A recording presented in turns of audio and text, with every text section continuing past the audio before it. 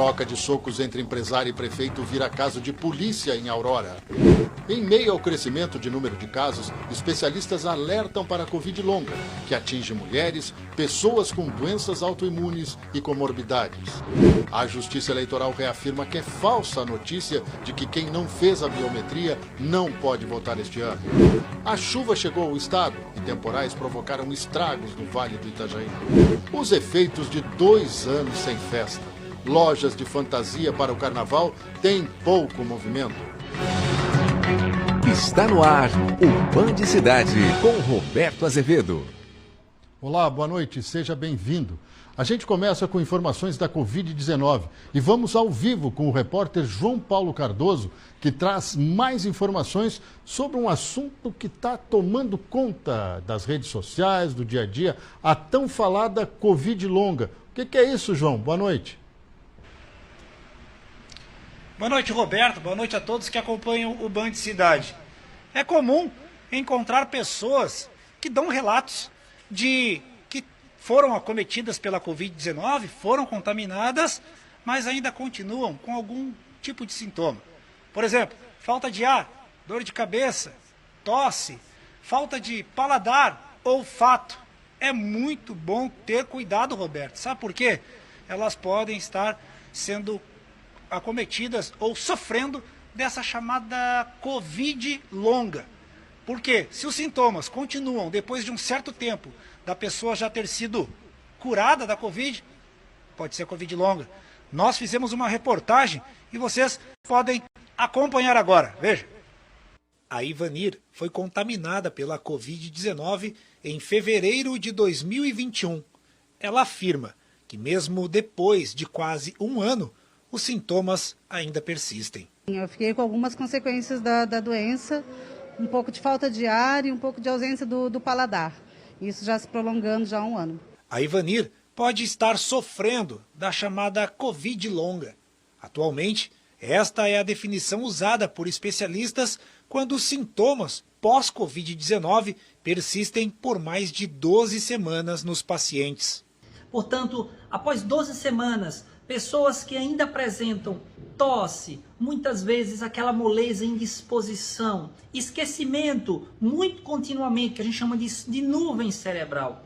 Também sofrem com a perda de paladar, do olfato, dores articulares. As pessoas que sofrem durante 12 semanas, mais de 12 semanas com esses sintomas após o diagnóstico de Covid, a gente exclui outras causas que podem provocar esses sintomas. Não havendo, a gente considera de fato o diagnóstico de Covid longa. A Covid longa pode atingir mulheres entre 35 e 69 anos de idade, além de pessoas com doenças autoimunes ou com comorbidades.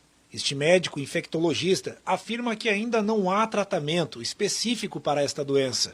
Existe tratamento? Não. Existe acompanhamento. Profissionais de equipes multidisciplinares podem acompanhar e estimular o corpo para que a pessoa desenvolva, apresente melhora. Por exemplo, quem sofre de perda de paladar e olfato, o otorrinolaringologista pode acompanhar essa pessoa, estimulando o paladar e olfato com diferentes substâncias e cheiros que podem acelerar a melhora. Tem cura? Não se sabe. Algumas pessoas que sofrem de Covid longa, que adquiriram Covid há meses, continuam sofrendo com esses sintomas. De acordo com uma pesquisa da Universidade Israelense de Bar-Ilan, pessoas que receberam 2 doses da vacina contra o coronavírus são menos propensas a relatar qualquer um dos sintomas comuns da Covid longa do que as pessoas que não foram vacinadas.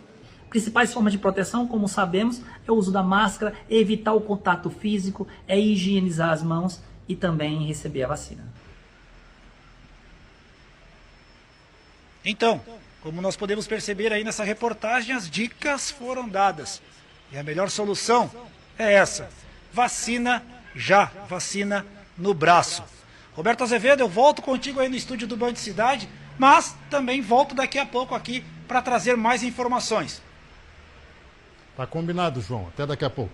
E nós continuamos falando sobre Covid. 40 pessoas perderam a vida em Santa Catarina de ontem para hoje por causa da doença.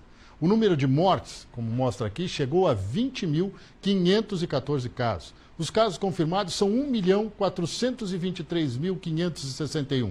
E aquele dado sempre importante, os recuperados, 1.324.760. Em acompanhamento, há 78.287 casos. E a taxa de letalidade é de 1,44%. 82,2% é a ocupação de leitos de UTI adulto no estado. E se manteve, em 292 municípios, o número daqueles com casos ativos. Só 3 cidades não têm casos da doença em Santa Catarina. Circula nas redes sociais postagens dizendo que apenas eleitores com biometria cadastrada poderão votar nas eleições de 2022. É mentira, a mensagem é fake. A repórter Ana Cristina Machado está no Tribunal Regional Eleitoral e traz mais detalhes sobre esse assunto. Boa noite, Ana. Boa noite, Roberto. Boa noite a todos que acompanham o Band Cidade. O boato, dessa vez, está relacionado ao cadastramento biométrico, que é aquele procedimento para a coleta da digital para a identificação do eleitorado, né? E qual que é a fake news? Qual que é o boato dessa vez? É de que quem não fez esse cadastramento biométrico estaria proibido de votar nas eleições desse ano, não ia conseguir efetuar o seu voto nas eleições desse ano. O Tribunal Superior Eleitoral informou que isso é fake news, é uma notícia falsa e que quem não fez esse cadastramento pode sim votar nas eleições desse ano. Vale a gente ressaltar, inclusive, que esse cadastramento biométrico está suspenso desde 2020 por causa da pandemia de coronavírus, como medida de prevenção mesmo. Como essa coleta é feita de maneira presencial, eles decidiram suspender por enquanto para evitar aquele contágio, né, do coronavírus, evitar a transmissão do coronavírus. Então, esse cadastramento está suspenso desde 2020, o que já não faria sentido, então, quem não fez o cadastramento não votar nas eleições desse ano. Para quem tem alguma dúvida, quer alguma informação a mais, o Tribunal Regional Eleitoral aqui de Santa Catarina informou que os cartórios eleitorais estão com as atividades presenciais suspensas até o dia 25 de fevereiro, mas que existem outras maneiras aí de se ter informação, que seria no Disque Eleitor, pelo telefone 0800 647 3888, 0800 647 3888. Esse atendimento acontece de segunda a sexta-feira, da 1h da tarde até as 7h da noite, e que o atendimento online continua funcionando normalmente. O Instituto de Metrologia de Santa Catarina, o Inmetro, fez uma operação em postos de combustíveis no estado para identificar irregularidades. 20 bombas foram interditadas. A Operação Coruja do Inmetro Santa Catarina, o Instituto de Metrologia, foi realizada nas cidades de Itajaí, Tubarão, Joinville, Chapecó e Florianópolis. O objetivo foi identificar irregularidades em postos de combustíveis durante o período noturno. Foi realizada essa operação em todo o estado de Santa Catarina, em todas as regionais. Foram 106 bombas de combustíveis verificadas, 25 delas tiveram problemas. 20 delas interditadas e 5 reprovadas. A punição dessas pessoas, desses postos que foram flagrados com equipamentos entregando menos combustível, bomba baixa ou com qualquer irregularidade ali, e ao término desse processo aplicado uma autuação, uma multa que pode chegar até 1,5 milhão de reais. No total foram fiscalizados 7 postos e 131 bombas de combustível. Destas, 106 foram aprovadas, 5 reprovadas e 20 interditadas. Em Florianópolis foram 2 postos, 40 bombas analisadas e 13 interditadas. Em Tubarão, 1 posto com 24 bombas e 2 interditadas. Em Itajaí, 34 bombas e 10 interditadas. Joinville, 2 postos, 13 bombas e 2 interditadas. Em Chapecó foi verificado 1 posto com 20 bicos, todos aprovados. Logo mais depois do Band Cidade tem o Jornal da Band. Vamos saber os destaques da edição de hoje com a apresentadora Joana Treptov. Boa noite, Joana. Olá, boa noite. Daqui a pouquinho tem o Jornal da Band. Nós vamos falar sobre o presidente Jair Bolsonaro, que foi intimado a depor no inquérito que apura um suposto vazamento de informações sigilosas de outro inquérito. Pois é, o Alexandre de Moraes, ministro do Supremo Tribunal Federal, disse que o presidente Jair Bolsonaro tinha que prestar depoimento hoje e ele não foi. A gente vai falar quais são ou quais podem ser os próximos capítulos dessa novela. A gente também fala sobre o arquivamento do caso do triplex do Guarujá, que envolve o ex-presidente Lula, e um motivo surpreendente para um nascer do sol bem diferente, com umas cores diferentes aqui no Brasil. O motivo vem de muito longe. Todos os detalhes a partir das 7h20 no Jornal da Band. Olha só, a briga entre um empresário e o prefeito de Aurora, no Alto Vale do Itajaí, teve todo tipo de cena e virou um caso de polícia. O incidente ocorreu na quarta-feira em um posto de combustíveis de Aurora. Nas imagens é possível ver que o prefeito, de camisa branca, de 38 anos, e o filho dele, um adolescente de 15, estão na loja de conveniência do estabelecimento. Logo em seguida, o empresário, de camisa escura, de 55 anos, começa a falar com o prefeito e, de acordo com testemunhas, a fazer ameaças. O problema seria um loteamento no município. O empresário sai do local e tenta agredir o prefeito, que revida e os dois trocam socos. Funcionários e clientes do posto separaram a dupla. O empresário então entra na caminhonete e avança contra o prefeito com quem tinha brigado antes e chega a atingir um freezer do posto de combustíveis. Dá ré e tenta mais uma vez. Depois do episódio, a PM foi chamada e perseguiu o agressor, que foi preso. A Polícia Civil informou que o empresário foi liberado no mesmo dia, quarta-feira, e que não foi caracterizada a tentativa de homicídio. Para a Polícia Civil, o empresário teria cometido lesão corporal leve e feito ameaças, delitos considerados de menor potencial. Por isso, será lavrado apenas um termo circunstanciado. Em uma rede social, o prefeito Alexandro Col, o Xandão, do MDB, disse que não foi a primeira vez que recebeu ameaças do empresário. Perseguição na BR-280. Policiais rodoviários federais apreenderam hoje em Guaramirim cerca de 240 mil maços de cigarros contrabandeados do Paraguai. Os agentes deram ordem de parada a um caminhão com placas de São José, Santa Catarina, mas o condutor não obedeceu e fugiu em alta velocidade.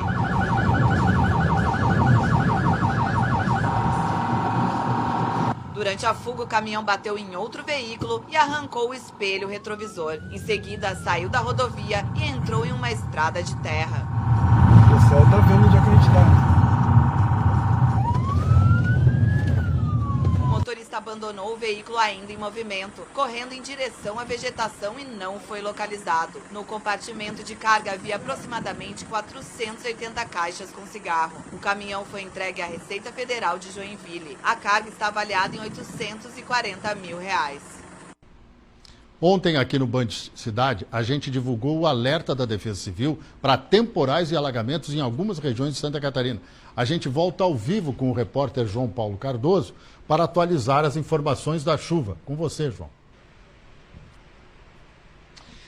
É isso mesmo, Roberto. Como foi anunciado ontem aqui no Band Cidade, olha, de fato aconteceu. Foram mais de 2.000 casas que ficaram sem energia elétrica durante a tarde desta quinta-feira e à noite também. As ruas ficaram alagadas por conta da intensidade da água que caiu em poucos minutos. Foram 14 ocorrências relacionadas a alagamentos em via pública, né? E na cidade de Brusque, principalmente nos bairros Águas Claras, Guarani e Rio Branco. Além de uma ocorrência de alagamento também em residência. Segundo a Defesa Civil, o tempo nublado ele prevalece no litoral norte, Planalto e Alto Vale do Itajaí. Pois é, muita chuva. E olha só, para quem está pensando em ir à praia ou não, será que vai estar frio ou vai estar aquele calorão? Acompanhe agora na previsão do tempo do Band Cidade.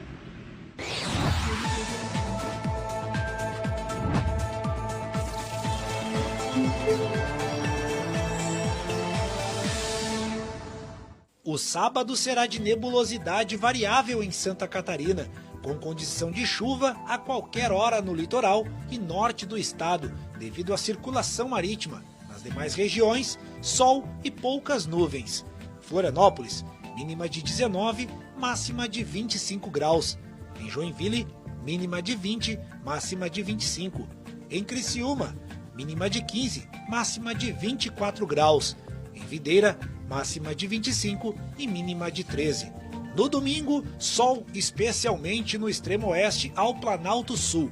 No litoral e norte do estado, nebulosidade variável com condição de chuva, alternando com períodos de melhoria devido à circulação marítima. Temperaturas em elevação, especialmente no oeste do estado. Florianópolis, mínima de 21, máxima de 27 graus. Em Itajaí, mínima 18, máxima de 25.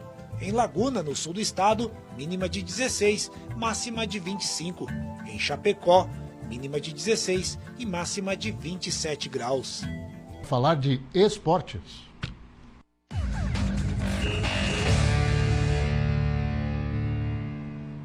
Quatro gols no jogo entre Juventus e Marcílio Dias.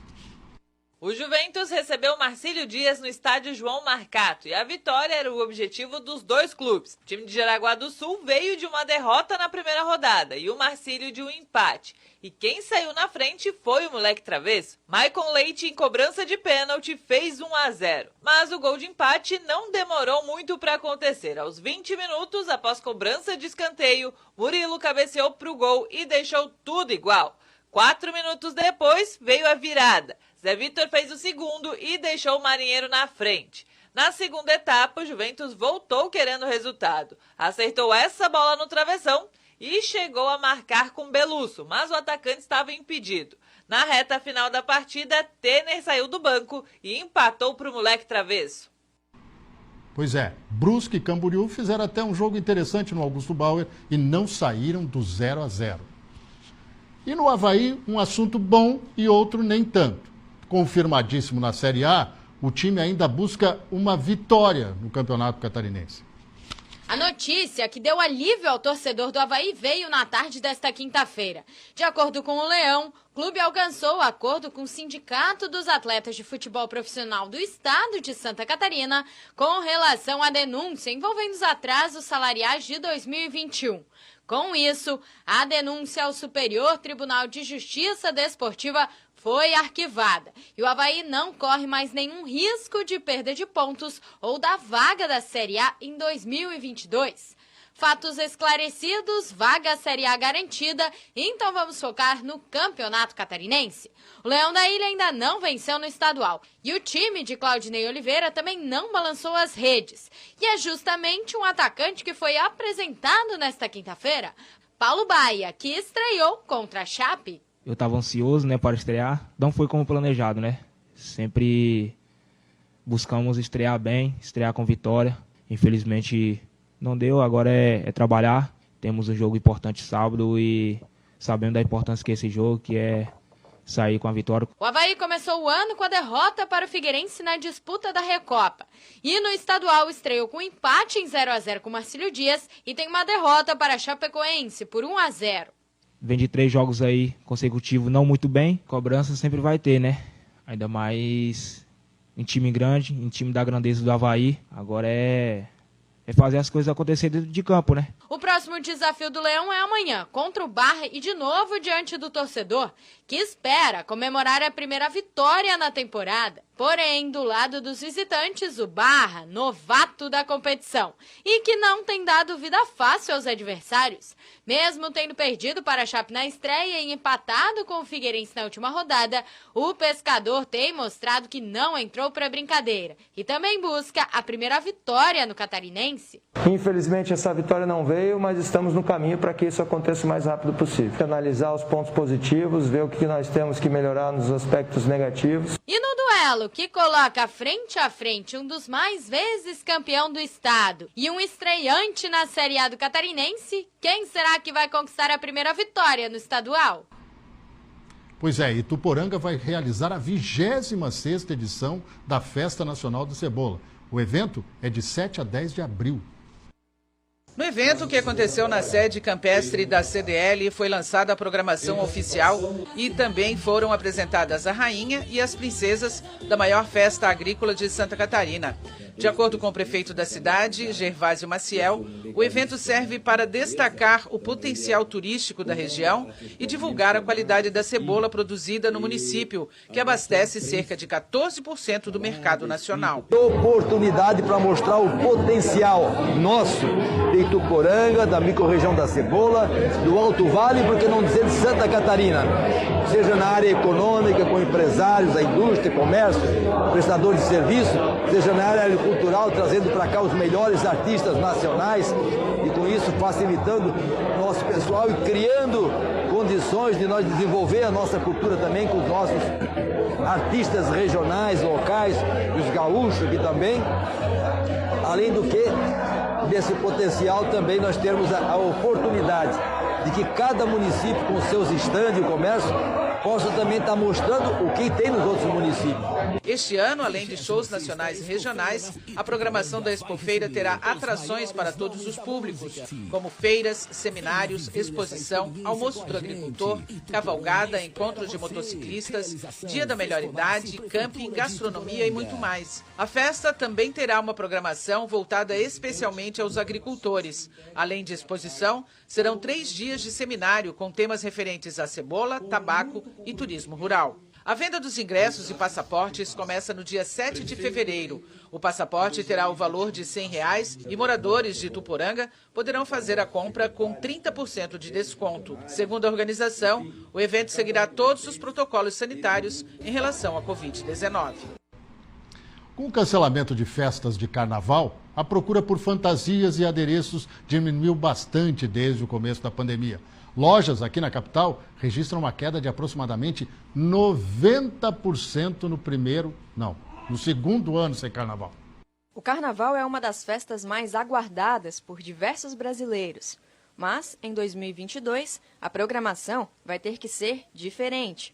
Por causa da pandemia de coronavírus, alguns blocos de rua e o desfile das escolas de samba foram cancelados. E o planejamento está sendo mais cuidadoso. Vai ser casa mesmo, em casa, em paz com a minha família, me cuidando, me prevenindo. E assim, a quem eu puder falar, fiquem em casa, se cuidem, né? Usem máscara, gel, distanciamento. A Luciane Alves é gerente de uma loja de fantasias e afirma que este ano as festas vão ser menores. Ano passado ninguém estava esperando ou se preparando. Esse ano, então, o pessoal já está se reunindo entre amigos, famílias, condomínio, moradores de uma mesma rua, se reunindo para poder fazer um carnaval entre eles, para não perder essa época do ano que é tão festiva para o brasileiro.